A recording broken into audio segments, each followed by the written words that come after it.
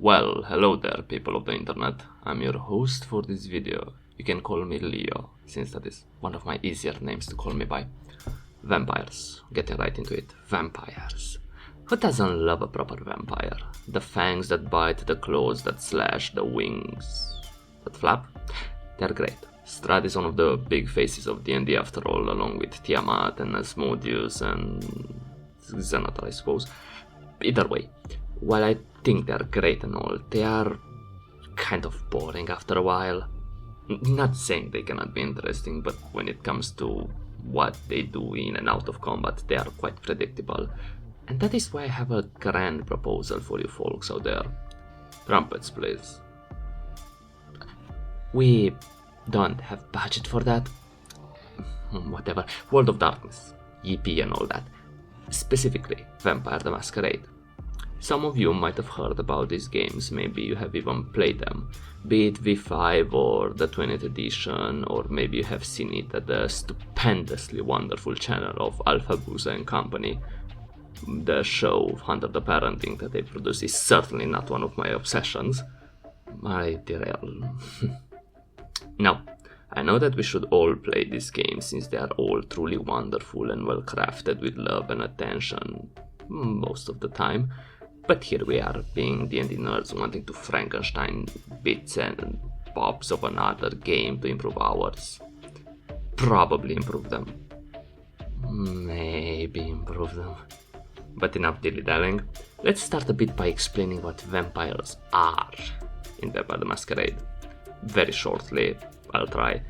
And then I will go more into detail about one vampire I want you all to consider using.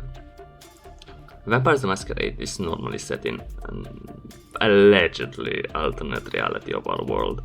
In said reality, there was this fellow, you guys might know him as Cain, who after doing the controversial act of murdering his brother, was cursed with immortality.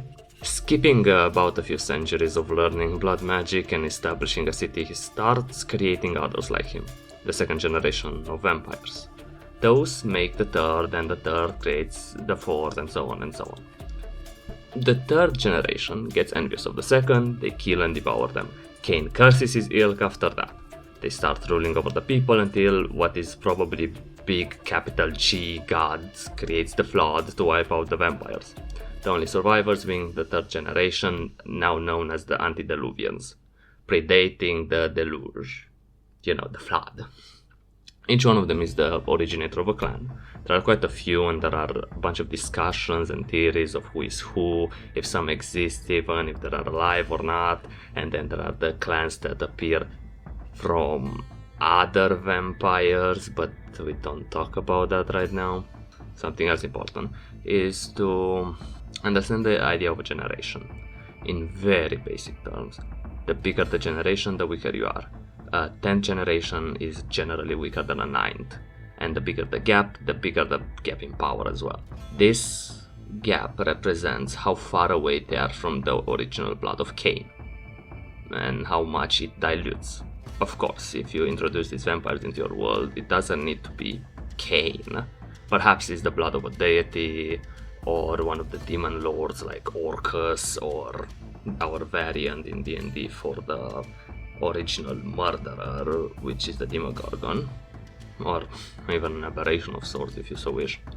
Now, the type of vampire I want to talk about today are those of clan Nosferatu. You all know Nosferatu, ugly mug and weirdly sexual movie released a while back, and that is a very basic but correct way of thinking about a clan. The moment a person is turned into Nosferatu, or as it's normally called, embraced, they become grotesque, horrid in appearance to different degrees. That is always a guarantee, is a clan curse that keeps them in this horrific aspect that they cannot change. Even the flesh-crafting vampires of Clan Tzeentch are impotent against it. In D&D as well, even though they could use stuff like magical alteration to their appearance, they still are horrid in one way or another, unpleasant to look at. And the older they are, the more potent their blood is and closer to Cain, the more horrific they are. They are also known as the spies and informants of the vampiric world, often hiding in sewers or abandoned buildings so that their horrid visage cannot be witnessed. In a game of Dungeons and Dragons, they could rule an entire city from the shadows, most people being none the wiser because of their powers. They are so-called disciplines. All vampires have disciplines, but each clan has 3 specific ones. In the case of Nosferatu, they have potence, which is the art of strength and might, making them capable of impressive feats of power. Animalism, which gives them control over animals, often vermin, and obfuscation, which gives them the ability to hide themselves from prying eyes. In the drawing behind me, I am designing Lord Virulan, which will be an Elden Nosferatu specialized in animalism. His stats will be in the description along with other fun little details I will talk about in a bit. Now, a Nosferatu may have different disciplines or more depending on their age and talents. They may also specialize differently or equally in all disciplines they have. In the case of Virulan, he is a vampire of a few centuries old, he is of the 8th generation, and very adept with his animalism, while his obfuscation and potence are mainly an add-on as he rules from deep beneath the city he resides from. All of this makes vampires a lot more customizable, being able to have more and different powers from individual to individual. No 2 vampires are the same at the end of the day, unlike normal D&D. Anyway, because of this discipline, the city is completely under his surveillance. Every vermin is under his bond, executing his commands and relaying information to his ears. This makes him a quite problematic enemy to encounter. By the time the party is even aware of the existence of a vampire, all of their secrets might have been heard and found out. The cleric's heartfelt story about their family's death, the fighter's fear of red caps, and so on and so forth. What makes it worse is that there isn't much the party can do if they don't know about it. Even if they are aware something is watching, they might consider divination magic being involved, so they might cast non-detection, but that won't help. Maybe the druid or ranger will notice the high amounts of rats around the tavern and find it strange.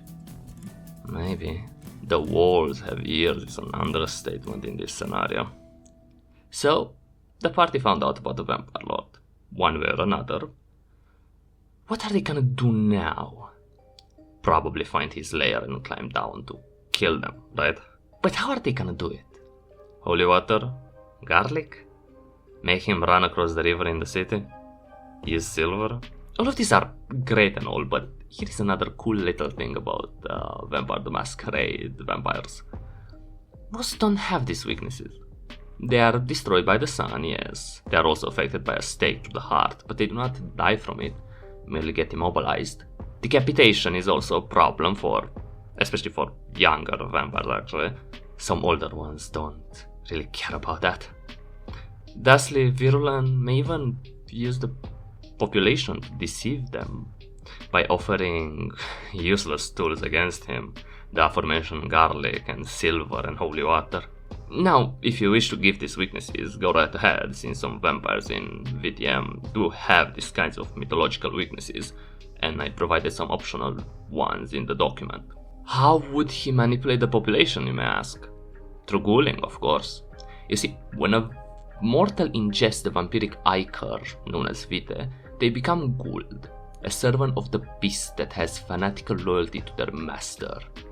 Usually after drinking 3 times, but weak-willed mortals may be ghouled easier. There are even those who become ghouls of their own free will. Why? Because they gain a small margin of their master's power, and because they no longer suffer the effects of aging. In that document you will also find some extra features to give NPCs under the power of Virulan. To be noted that those ghouls need to drink from time to time from Virulan's blood. But that shouldn't be that big of an issue as long as you don't give Virulan too many ghouls. In combat, on the other hand, he uses a large amount of swarms of vermin to attack others and keep a distance, going from visible to invisible, waiting for the right moment to strike and break someone like a twig. The fight itself could even start with Virulan being completely invisible. He just needs to stand still to become unnoticeable to the rest of the party, after all. If he does have ghouls prepared, he could use them as well.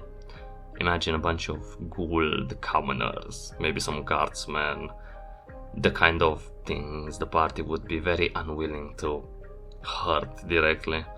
The local knight that has gotten a bit older in age could also be an option, a more dangerous one. Hell, make one of the party members' parents be a ghoul and attack them. To be noted, the ghoul can be cured after a while without being exposed to the vampiric blood. As long as they haven't been a ghoul for a century or two, they should live. The process, though, it's quite painful since the vampiric vitae is like a drug. So it's not pleasant to get off of it cold turkey. Now, all of this that I mentioned before is only in case of attacking his lair. Out in the city, if he finds the group a nuisance and they haven't discovered him yet, he might even try to poison them or infect them with the disease from his vermins, or send some swarms to attack them while they are resting and unprepared. If worse come to worst and he really gets angry, he might even climb to the surface and in the depth of night finish one member of the party himself. The rest of the party waking up only with a broken, bloodied body remaining to be seen in the morning, as he devoured and crushed him.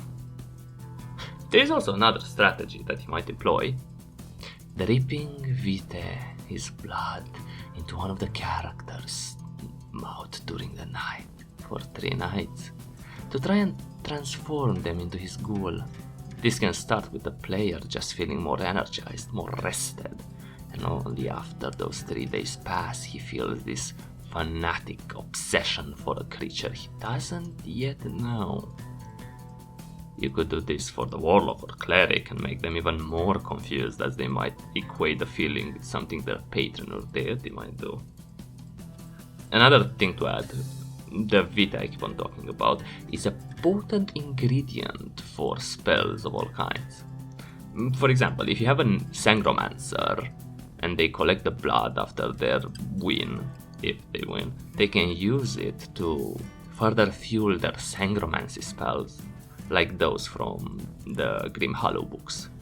Mechanically, they would automatically upcast the spell without expending a higher level spell slot. Now, this guy is an inspiration for others. If people are interested, I will make a video for more middle ground Nosferatu vampires, fledgling and such, or perhaps more powerful vampires. Methuselah are the most powerful vampires that are still relatively active, and they will pack a much better punch. Now, if anybody is still watching, I'm curious to know what other clan people want to see. Personally, I'm thinking of La Sombra, the Masters of Shadow, but I'm curious if anybody else has any suggestions, including more obscure vampires, or if they are interested in more weak vampires. Now, have a great rest of your night. Leo's out.